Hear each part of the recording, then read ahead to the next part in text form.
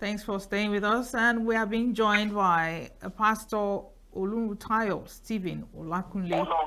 Olontayo Stephen Olakunle. We're discussing flooding of highbrow areas in Lagos and eyewitness accounts. Good morning, Pastor Olakunle. I trust you can hear us clearly. Good morning. How are you? We're good. Please tell us exactly what your personal experience, has been since the flooding on Wednesday, 23rd of this month. I think that is something that you have been avoided, but it's for me, it's kind of a tsunami for me because that incident has been seasonal. And so I think the flooding issue in Lagos Highbrow is something the government should have avoided. And also people in law, it's emotionally, because of emotional torture, economically, it's not friendly. Yeah. Because on Tuesday, a journey that should take me 20 minutes took me about 6 to 7 hours.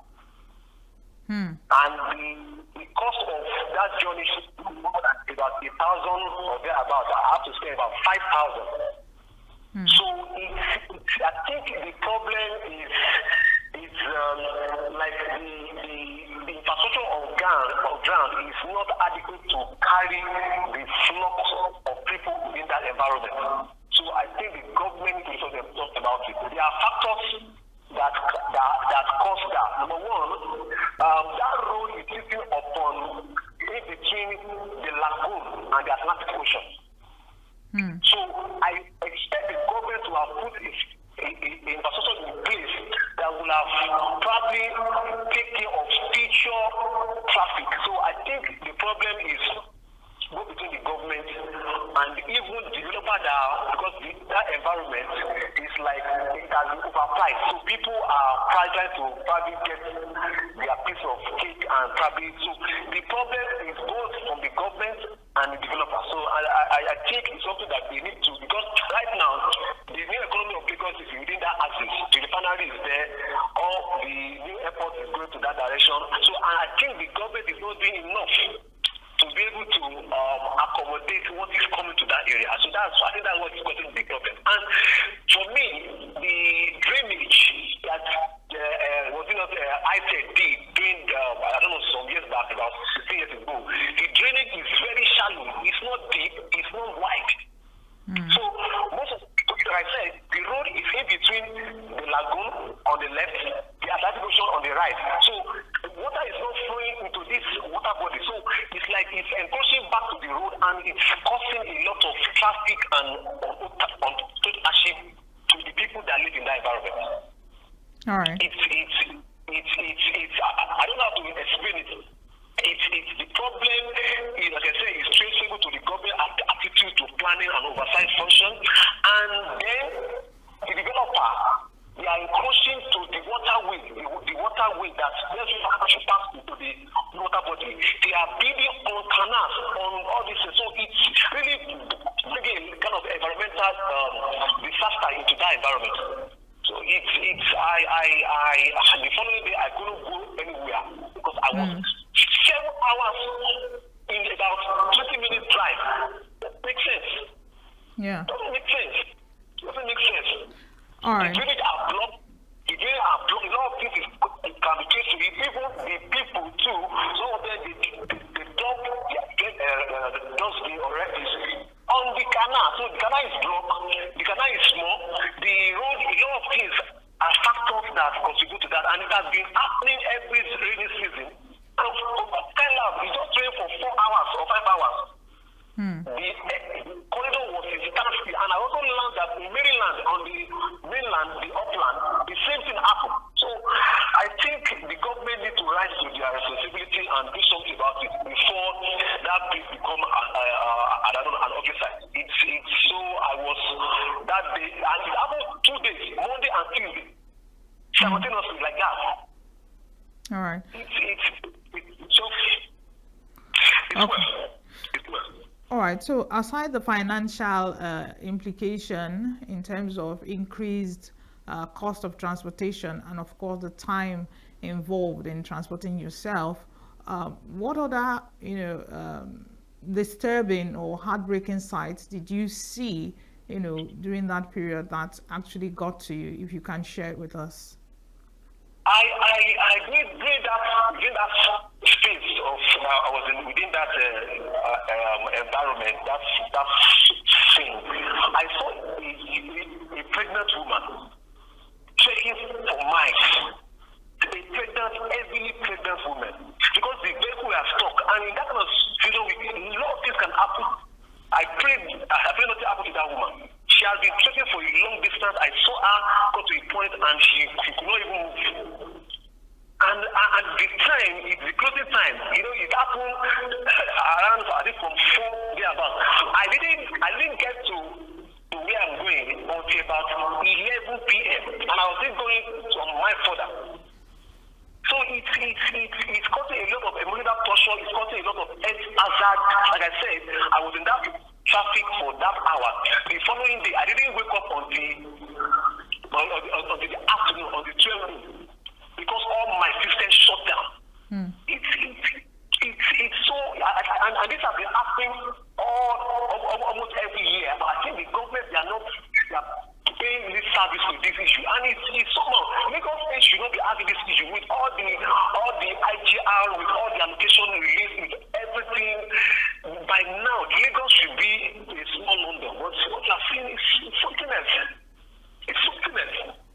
I think the government, I don't know whether they are planning it, they are not putting some things in consideration, because someone said it takes 7 months to build a Rolls Royce. It takes a day to couple a Toyota car. Now, they have the vision of what they want to do. They should put in infrastructure that will accommodate all these visions and all these projections. But I don't think they are doing that. Now, they are building coastal road by the lagoon, and that alone too can affect, because the water is not flowing directly into the Atlantic. So there are a lot of factors that they need to check and review their structural design and everything, so that all these things can work seamlessly without affecting anybody. All right. Are there cases of displacements from homes or injuries or loss of persons, loss of lives, within this period? Please, could you share with us? Previously, I think a lot of people have lost their homes, because I think in the environment, sometimes when it's rain for about a day or few days, it will probably submerge that environment, and a lot of property will be lost. Sometimes the current of the water can pass away, and so I think the government needs to do something about it, because it's becoming something perennial all the time. They need to do something about it. So how are residents coping with the aftermath of the flooding before the government steps in? Because from what you have said, it seems as though government is not forthcoming. What are residents doing to cope with the aftermath of the flooding?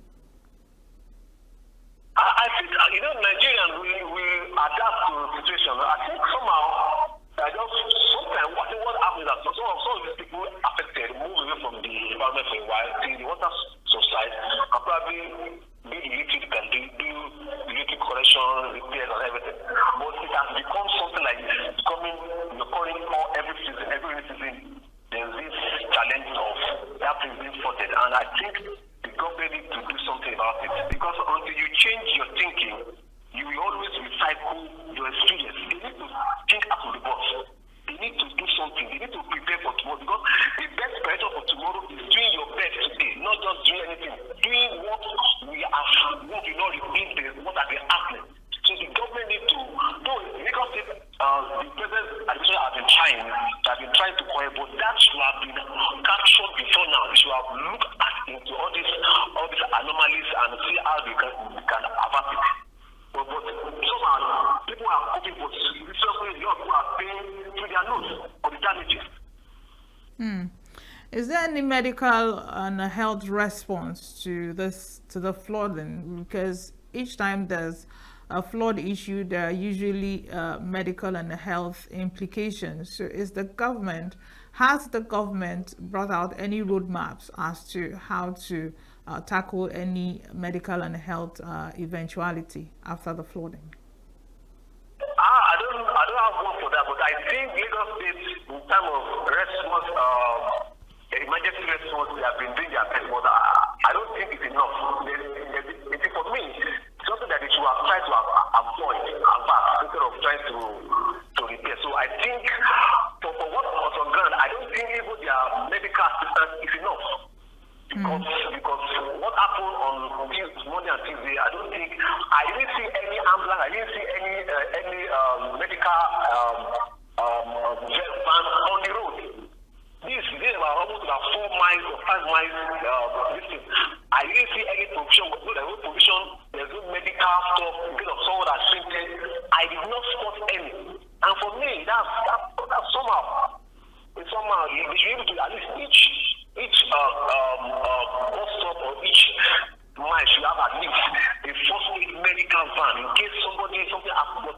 But on that accident on that road, something. I don't think there's anything like that. So there is none. I don't know whether after or I don't know, but when I was passing, I didn't spot any medical van or any medical person on the road just to salvage maybe there's emergency. I never spot any. All right.